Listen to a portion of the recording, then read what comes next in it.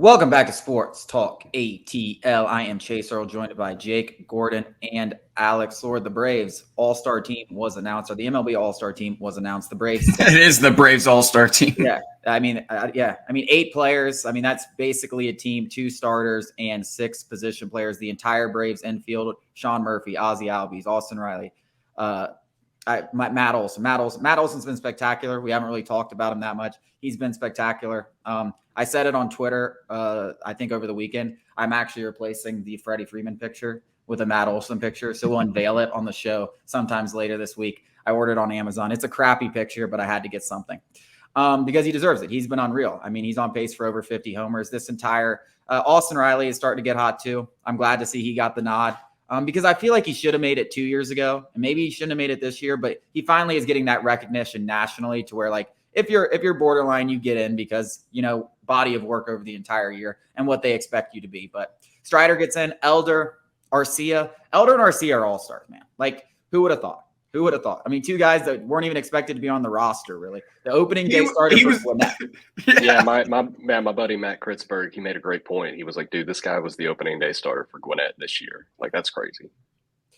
Yeah, and Arcia, like, people were up in arms. I mean, I even remember saying it. Like, I don't think anyone thought Arcia was going to be an all-star. I was like, listen, I'm not saying Arcia isn't better than Grissom, but I am saying he's not the answer to the Braves shortstop concerns. Well, I was wrong because he hit a homer yesterday. He was going through a little slump. He had a double 2 days ago. Every time this guy starts to look like a potato again, then he gets hot.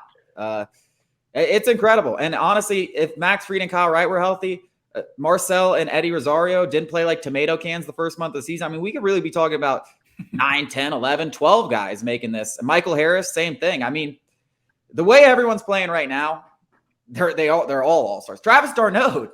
I mean, this guy, Travis d'Arnaud doesn't get enough credit, man. Like, I know he's not getting as many at-bats, but he has 7 homers in like 30 games. Like, if they play him a little more to get Sean Murphy some rest, he might hit 20 homers. That's the thing, man. We saw with d'Arnaud yesterday. Hits the home run for the insurance run. Gets a back pick. I think it was Jonathan Davis. Picks a guy off at first after a strikeout. Like, I mean, it's incredible how well. Catcher in the league. It's like whenever the Hawks. It's like when the Hawks had 5 guys at the All-Star game and they all played at the same time back in 2016. Was it? Yeah. Hopefully, it ends a little better than that season did. Yeah. Well, thankfully, there's no LeBron James coming up to face us. Thankfully, there's no LeBron James. Well, there's Ohtani. I guess he's the closest we got. But the Angels, you know, they're not a lock to make the playoffs as usual. So if the Angels make it to the World Series, I'll be shocked. Let's just put it that way. I'll be absolutely something would have gone horribly, horribly wrong in the AL. Like catastrophic injuries to multiple teams. That's the only way that happens. Back to the Braves. What can I say that can't be said already? We're covering it all season long. SportsTalkATL.com, on the YouTube, SportsTalkATL, TikTok, Facebook, Twitter, everything. This is going to be a great year. We're just, we're celebrating mid-season, which feels a little weird to do. I hate the fact that it's like that, where it's like we're celebrating half the season when the most important half is yet to come. The trade deadline's still there, and I know it seems like, what could we possibly have? But if anybody's going to make a move, it's AA to add to these All-Stars. Yeah, and you got to give an AA a shout out. I mean, we joke around and say build the statue, but at some point, a statue actually needs to be built for this GM. Like, it's not even funny at this point. It's not even funny. I mean, everything he does. I mean, Ben Heller comes in. Who the hell is Ben Heller? I mean, like they get him from cash from the Rays. He's coming in and pitching big innings in a series against the Marlins, who are in second place. Orlando Arcia, Sean Murphy was an AA plus. Even the guys that got a lot of trash for being bad contracts, Eddie Rosario and Marcell Ozuna, are playing great. I mean, this guy. I think Eddie Rosario had a better slugging percentage than Ronald in June. I mean, he had an incredible month. Yeah, he has 14 bombs. I don't know. The Braves have 7 guys that are on pace for 30 homers. I don't know if it's still true, but it was very recently that Marcell Ozuna has a higher OPS than every single New York Met, which is just hilarious. No, I think that's absolutely true. I mean, Marcell Ozuna, I know he didn't have a fantastic series this series. It was okay, but he had like a 970 OPS dating back to May 1st. Like the guy's playing like everybody on this team, man, and it's wild, dude. I'm at a loss for words. I've never seen anything like this. It's fun for us to watch it. Obviously, we probably watch more baseball than 99% of the U.S. population.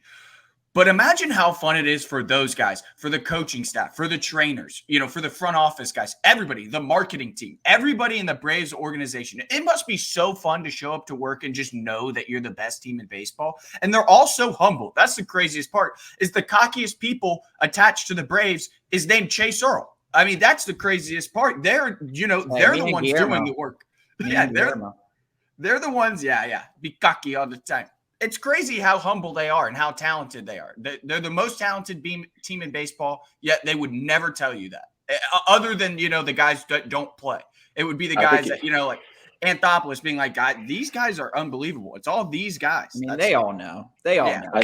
I think it is very funny. Like, I made this point and I was like, God, I really understand why everybody hates the Braves now, man. It has to be so demoralizing. You come into a series, first inning, these guys hang 6 runs on you before you get an out. And it's like, I mean, you just think about this, just this whole entire month, the Braves have gone and played the 3 hottest teams in baseball, but not named the Braves. They went into Great American Ballpark. The only game they lost, they scored 10 runs in and almost won that. Still win the next 2, win 2 out of 3. They play Philadelphia on the road, 2-game sweep. 1 got canceled, but still, you go in there, you sweep them, you take care of business. Then you get the Marlins, who have been right there with the hottest teams in baseball, Phillies and Marlins and Reds. You sweep them. And like these games, for the most part, haven't been close. They haven't been particularly close. It's been like the Braves having a dance party in the dugout more than the other teams score runs. Like, it's just been an absolute embarrassment of what they've done. They're embarrassing teams. And then you just go and look at all the moves that they've made, and all these guys are locked up, and you just got to be like, yeah, I understand why you hate us. Yeah, and they lost 4 games in May and June, and 3 of them were by 1 run. Like, that's just unbelievable. Yeah, I told Chase, it's not just how they're winning. It's not just they're winning games, because obviously they just won 22 or 21 in June, tied a franchise record. It's how they're winning it. Just like you said, Chase, they're not just beating teams. They're beating teams bad. They're beating teams in the first inning. As soon as you step on the mound, I mean, the Marlins fans were ecstatic about their pitching, and they come in and just get beat up. I mean, they're all talented kids, no doubt. They have got bright futures. But this team is just different. It's crazy.